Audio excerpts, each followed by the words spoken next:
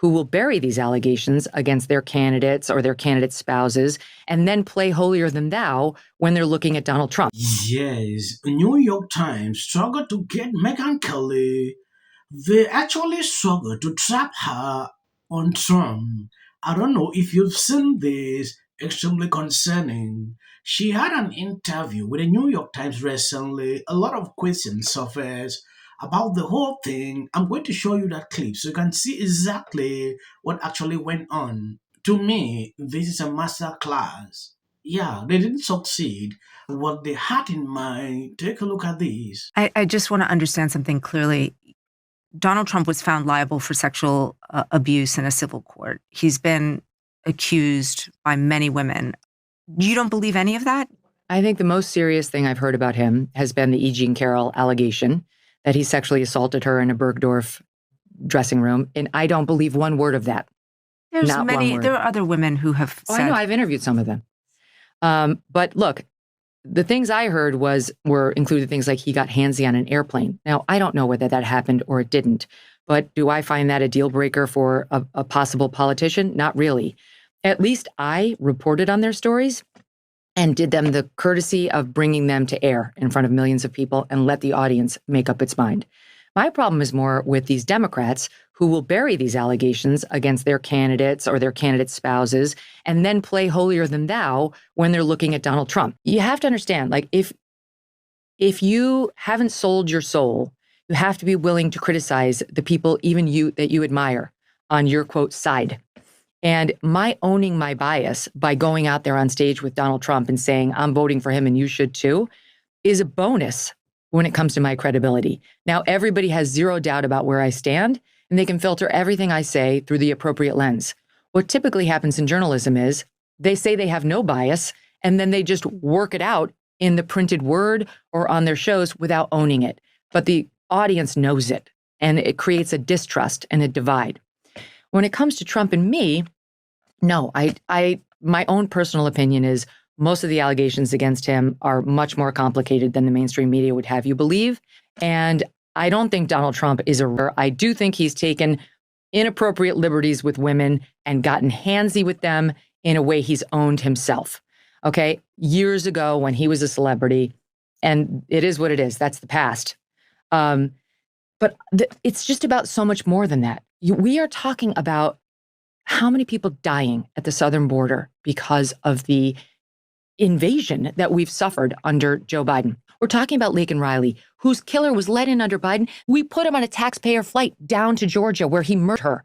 I don't give a about Trump getting handsy with somebody 20 years ago. I want someone who will close the border, which he has. I want someone who will keep boys out of my daughter's sports, which he has. I want someone who will stand up to the insane DEI policies so that white kids will stop hearing in school that they're born with some original sin from which they cannot recover. Yes, what Democrats didn't realize is that people don't care about what happened 20 years ago.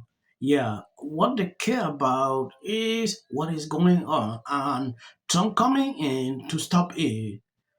We saw what happened at the southern border, people entering in and out. And if you check today, not the same. Things have changed. This is actually what triggered people to change their minds toward the Democrat Party. And it is happening. When you take a look at this lady sitting here, he's like Megyn Kelly is just educating her because she consumes the New York Times every single day and she's not seeing reality. She sees red like black, sees black like, that is how it is. I appreciate Megyn Kelly. She outlined reason why she took up this decision to be interviewed by these people. Take a look at this. Why I went over to the New York Times. They gave me this invitation, and I talked with Steve Krakauer, my executive producer, about it quite a bit. And Abby's funny because she always gets the incoming. She's like, "Don't do it! Don't do it! Don't do it!" She's like, "They're gonna hate you. You don't want." And she's very defensive of me. But Steve was more like, "Oh, we should consider this one." And we talked about it. And I have a couple of things that we're promoting right now, like our AM update and our expansion into this more podcast network where we're bringing on other voices and trying to promote them. So I thought if I were to do it, this would be a time. And the truth is, I listen to The Daily most days, and I talk about The Daily on this show a lot. And I'm a weird fan of the show. Like I love to rip on it, but I do learn from it as well. I think it's a useful podcast. Sometimes it's useful just to bash. Sometimes it actually does provide information. Like I loved the podcast they did on what Trump's tariffs are doing down in Mexico when it comes to fentanyl labs. Like that was actually a fair and balanced piece. And I think they're making an effort to like drop a few here and there that might be a little more acceptable to Trump fans. In any event, I figured I would do it. So I was asked to sit down with Lulu Garcia Navarro, who is a legit reporter. She's been all over the world covering actual news for the New York Times and other outlets for many, many years. And I didn't know her very well. I knew she'd done J.D. Vance, and she seemed fair with him. So I figured, all right, here we go. And Michael Barbaro is the host of the one Monday through Friday. And truth be told, I kind of like him. And we have a friendly relationship. We're not friends, but friendly. So in any event, I decided to go over there. So it was 90 minutes sitting down together in the New York Times building. And then it was another, half an hour or 45 minutes the next day after you've had a time to reflect, which is kind of funny. Even that is kind of leftist. They just stopped being any fun. I mean, they made everyone feel that everything they said and did and every word was wrong. And people don't want to live like that, feeling that everything they do is wrong. No. You think we're over that era? Do you think that? No, I think, right. I mean, I think Democrats are just in a coma. They haven't figured out. Right. But no, the woke are not giving up on that. I mean, we did Seven Dwarves movie just came out. Oh, right. And there are no dwarves, right? They thought about the dwarves. It's so funny. Though this is again one of my big problems with progressives. They're so stupid so often about things that they find their way back to something that's very unprogressive. Like you think getting jobs for people, very progressive.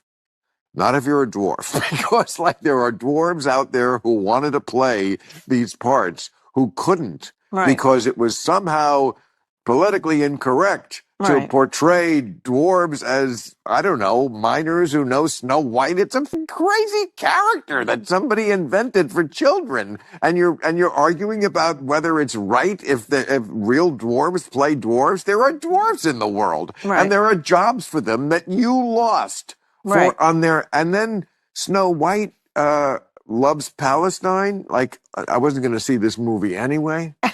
But, that people who get their news from TikTok, just please shut up. It was, I think the Democrats just got to have a suffocating persona where you just couldn't do anything or say anything that wasn't to be criticized.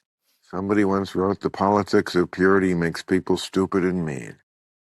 Was that you? It was you, fool. Oh. This is Bima Hub. Like the Democrat can still figure out they are still woke. They are still in that area. And it is true. Like Megyn Kelly said, they call their things. But when it is the opposite party, they proceed. I want to appreciate people who constantly support this channel. If you notice, for the past, I think 1 month, a lot is going on. YouTube don't recommend my videos for reasons I don't know. Sometimes it is discouraging, but I can't stop. We will continue to put out clips like we do every single day. I'm pleading. I'm on my knees. When you see my videos, what you should do is to like, comment, and if possible, always share all the videos. It might help for them to start recommending the videos again. I will appreciate greatly if you do that. And it's a motivation to me to continue to show you what is going on in and around you. If you notice, for the past 2 days, I was not able to put out videos. I took a break, but I'm back. Brad Schimmel, that has included Elon Musk pouring tens of millions of dollars into this race on behalf of Schimmel and also giving out $1 million checks to voters. I think you saw a repudiation of the fact that Donald Trump got elected to seal the southern border and to reduce the price of eggs. Donald Trump has come to Washington, D.C. and flipped things upside down in a way that people do not want. And so today you had, I forget the department because they shut a new department down every day, but you had employees, I think it was HHS today, I can't recall, who it was at HHS? At the health department. Yeah, at the health department standing in line today, and they didn't know who was going to be hired and who wasn't.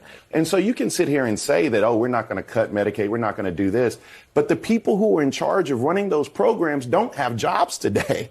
And so it's hard to effectuate and put those policies in place if Elon Musk is here running roughshod on the government. Elections, it was 10-1 that the Democrats outspent the Republicans. And yes, Democrats are obviously more in the Florida races. In the Florida races, it's 10-1. Money. So talk about buying an election. But you said that President Trump was elected to secure the border. He was elected to lower the price of eggs. Guess what? Both of those things have happened. Mortgage rates have also come down. Oil prices have come down. If you